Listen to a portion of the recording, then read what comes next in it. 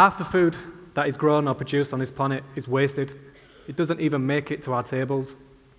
Yet over 1 billion people on this planet do not have access to food, suffer from food insecurity or food poverty or malnourishment.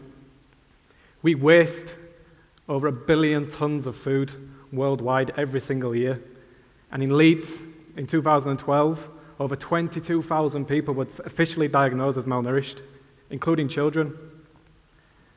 And I decided that I wasn't going to stand for this anymore. I just don't understand why we allow this to happen. So I decided that I was going to stick a finger up to the system and that I was going to do something about it. The system is set up to exploit humanity and the environment. So I was going to do something in Australia. I was traveling around working as a chef and working on farms, and I thought, I'm going to do something about this. And one of the team leaders that was working on the farm with said to me, you can't change the world unless you change the hometown first. And so then that's when I realized I had to come back home to Leeds. So I came home and I created a company. It's not a charity, it's a company called the Real Junk Food Project. And we said that we were going to take this food and then we were going to allow people to eat it. The most productive way of transferring the energy from the food is by feeding people, not bins. And then a week after creating the company, we opened this. This is the UK's first pay-as-you-feel cafe that uses only intercepted waste surplus food.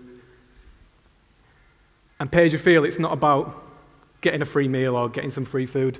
It's about valuing people and the food, the resources, time, energy that goes into creating this, and giving back what you feel it's worth.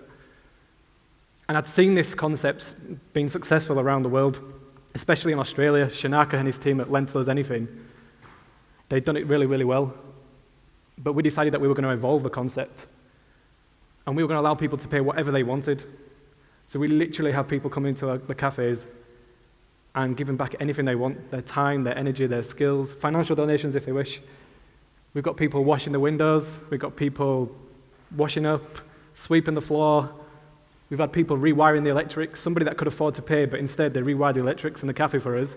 So that means the business didn't have to incur a cost. They could have quite easily paid money, but to us, we didn't have to find that money from anywhere.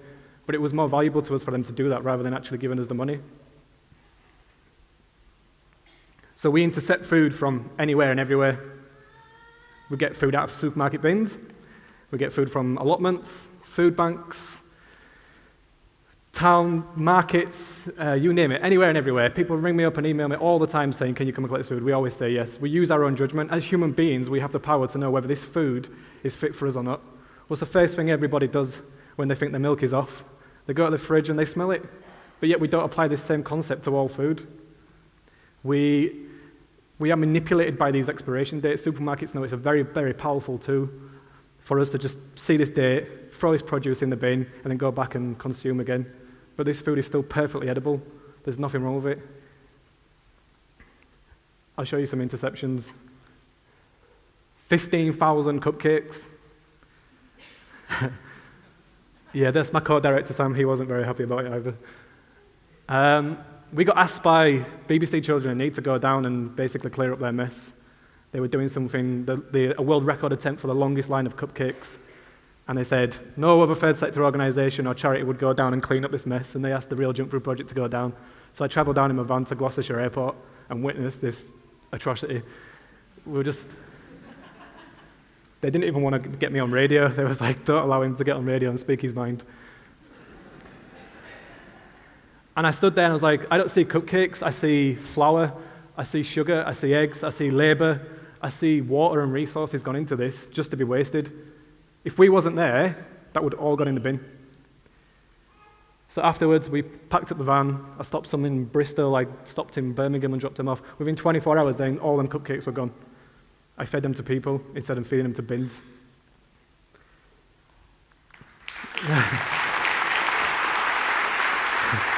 Thank you. It gets worse. Because we deal with food that is not in mainstream media. Everyone knows about supermarkets wasting food. They waste a lot of food. Them guys are criminal, what they do. They shouldn't be allowed to get away with what they get away with. But we don't deal with supermarket waste whatsoever. We wasn't going to allow them to pass on their responsibilities to us and get away with what they get away with, so we just said no to them.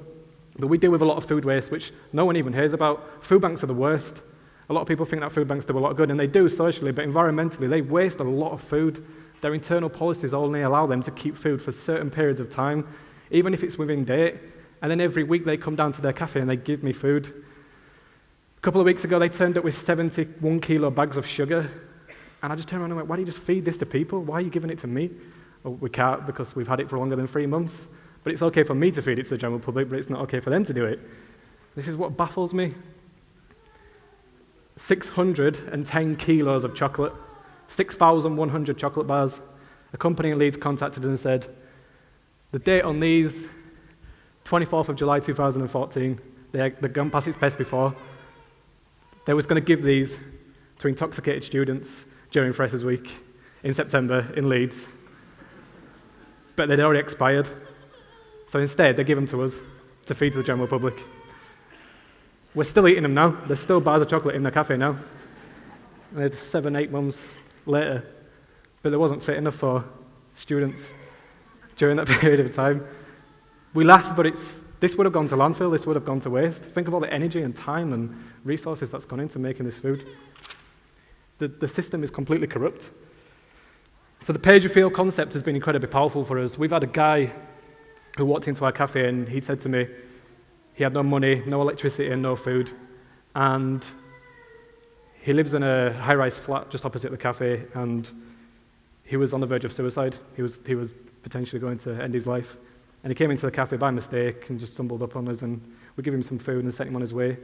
He's still with us now. I saw him a couple of days ago, and he tells people that this concept saved his life. If it wasn't because of us being there, he would have ended his life. And I'm going to imagine there's so many people in the same situation that are suffering because of this corrupt, greedy, evil system that we all abide by. So in our first year, we opened December 2013. In the first year, we took 23 tons of food we stopped from going to waste.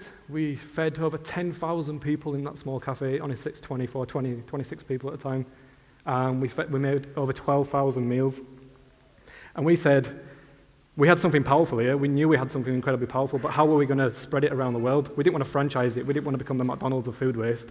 So we said, how are we going to do this? Who on earth is going to be crazy enough to come and do what we do? I just had a baby boy, as you can hear, Joshua, and some of my co-directors were in their final year at university, and some of my other directors had children and full-time jobs, and we were giving all of our time and all of our energy to do this completely altruistically. We've never, ever taken any money out of this whatsoever, and we just do this because it's the right thing to do. And we said, how are we going to let this happen? So we was advised to let it happen organically, and in 13 months of being open, we've had hundreds of inquiries from all over the world. Potentially, there's 110 new cafes about to open. We have between 25 and 30 cafes around the world right now. I reckon by the end of this year, there'll be at least 250 cafes all around the world operating on a pay-as-you-feel basis, intercepting waste food on the scale that we're doing here.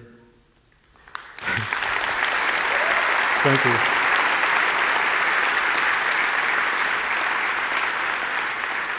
Thank you. But the thing is, we don't want to be doing this. You really think I want to be going out every hour of the day, spending time away from my family, driving around, picking up food because of some nonsense expiration dates? Our concept, our design, is made to put ourselves out of business. We don't want to be here facilitating sheer amounts of food waste in 10, 15, 20 years' time. We want to be teaching the next generation of children to grow up and not depend on food banks, and not depend on pay-as-you-feel cafes, and understand where food comes from, be more associated with food. So our model is literally to put ourselves out of business, but we cannot do that alone. Every single person in this room can help us do it. Your actions, the way that you buy food, how we handle our food waste is going to have an impact. Every single conscious decision that you make will have a negative or positive impact on our environment and our society. Please do the right thing. My name is Adam Smith, and I'm the Real Junk Food Project, and we are going to really feed the world. Thank you.